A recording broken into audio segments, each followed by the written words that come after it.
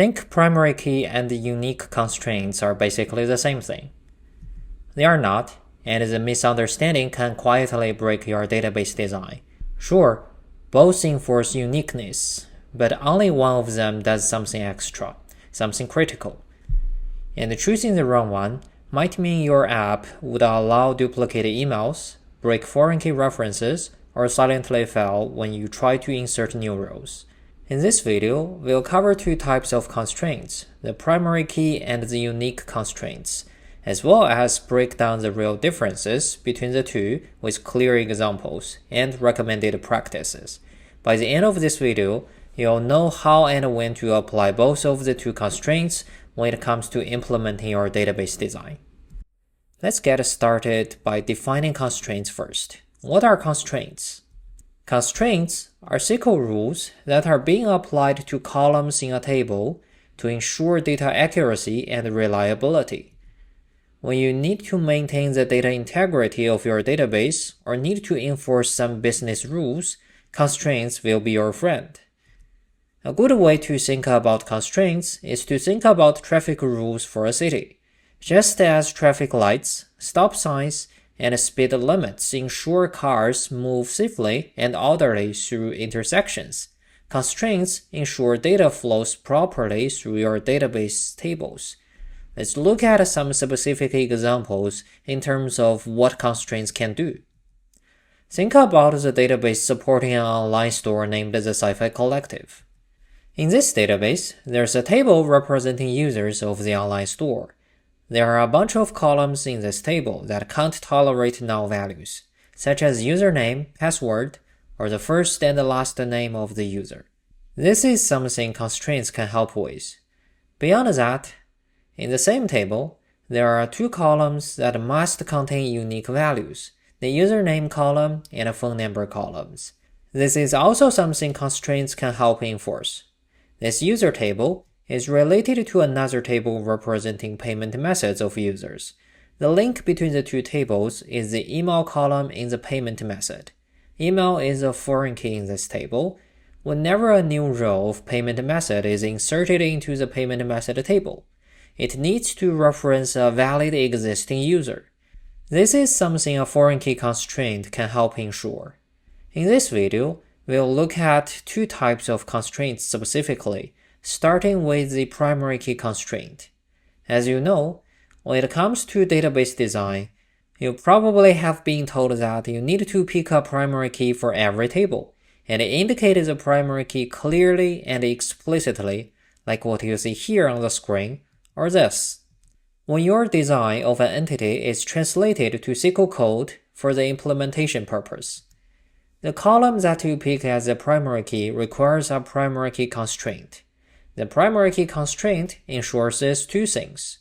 First, it guarantees that no duplicate rows with the same primary key value exists in the same table.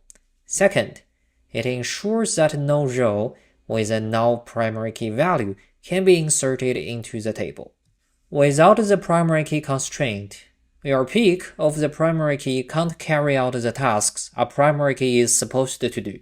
How do you implement a primary key constraint? Let's look at the user table in the database supporting the same online store again. Translating such a design directly to SQL code, ignoring all the other requirements for constraints except for the primary key, you will have something like this. The primary key keyword is placed in the same line as the column that's designated as the primary key. Well, a better approach will be to name the primary key constraint explicitly.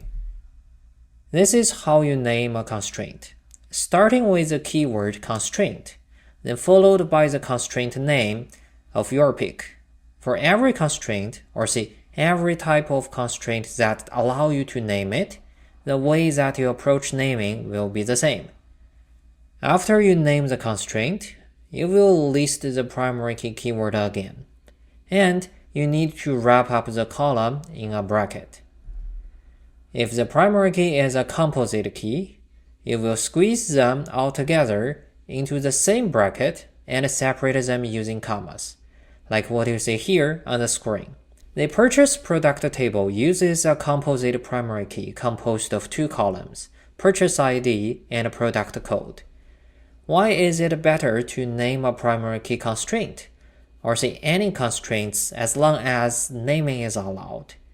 The name that you pick will make it easier for you to access it and change it in the future if you ever find it necessary. If you don't name a constraint, the database system you use will give it a default name. It's painful to retrieve the default name, and the default name is typically very long and composed of random letters and digits that don't make much sense to human beings. As a matter of fact, the choice of not naming constraints explicitly can be a big inconvenience in the future, and that will slow you down. As a result, it's recommended for you to name every type of constraint, even the primary key constraint. Of course, the caveat is naming of a constraint is allowed, because there are certain constraints that don't allow you to name them at all, like not null or default in some database systems. But that's a different story. The next type of constraint is unique. What does a unique constraint do? Unique constraints ensures that all values in a column or a combination of columns are different. When do you want to use a unique constraint? When you have some non-key columns in a table that should all contain unique values, it can be a simple column or a combination of columns. For example, a single column. Let's look at the user table again. In this table, the username column needs to all have unique values. Translating it to SQL code, it will look like this. We start by naming the constraint.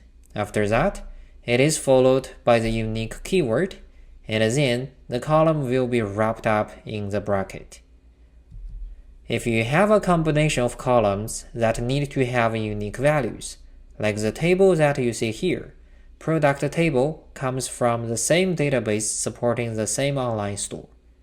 It's using product code as a primary key. Beyond the primary key, the combination of name and manufacturer of each product needs to be unique. Translating it to SQL code, you will have this. As you can see here, the syntax remains the same. We start by naming this constraint. After that, it is followed by the unique keyword. Then, we use a bracket to wrap up the combination of name and manufacturer columns. That's everything about the unique constraint. Now, let's compare the primary key constraint and a unique constraint to deepen our understanding of both. Let's start by discussing the similarities between the two. Comparatively speaking, the similarities between the two constraints are straightforward. Both of them are used to prevent duplicate rows being inserted into a table. Both use similar data structures to guarantee quick lookup when it comes to checking duplications.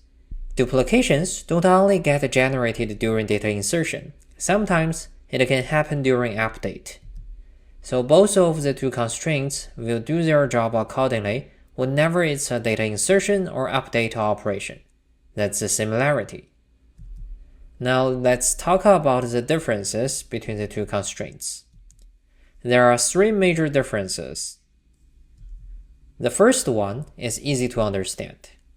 The two constraints serve different goals and happen to have overlap between their functionalities. A primary key needs to be picked deliberately for every table that you design, and it serves as the main identifier for each row in a table. But unique constraints are typically added due to some business requirements. We start our database design by identifying entities, attributes, and primary keys for each entity. But we don't start the design with unique constraints. You get the idea. Second, a table can only have one primary key, but many different unique constraints. That's right. Sometimes you will have several non-key columns that require the help from unique constraints. But no matter what you do, a table can only have one primary key. For example, let's look at the user table again. Beyond the primary key, I mean the email column, there are two non-key columns that require the unique constraints. the username and a phone number. If you think about it, it makes sense as each user should have a different username and a phone number. When you translate such a database design to SQL code, you will have this. As you can see here, two unique constraints are defined on the two corresponding columns. In comparison, no matter what you do, you can only apply one primary key constraint per table. Third, the primary key constraint helps prevent null values, but the unique constraint typically doesn't. In most database systems, a column that has a unique constraint will allow many null values to be inserted, such as MySQL or Postgres. Because a null value is not a real value, it's a representation of something is missing, or say the value is missing, or a column, a field, does not have a value at all. For example, if you revisit the user table that we have implemented a few slides ago, and focus your attention on the phone number column, think that the business logic of the online store database that contains this table allows null values for phone numbers. A unique constraint will serve it very well. When users register accounts with this online store initially, they are not asked to provide phone numbers immediately, but they need to eventually if they want to receive text alerts.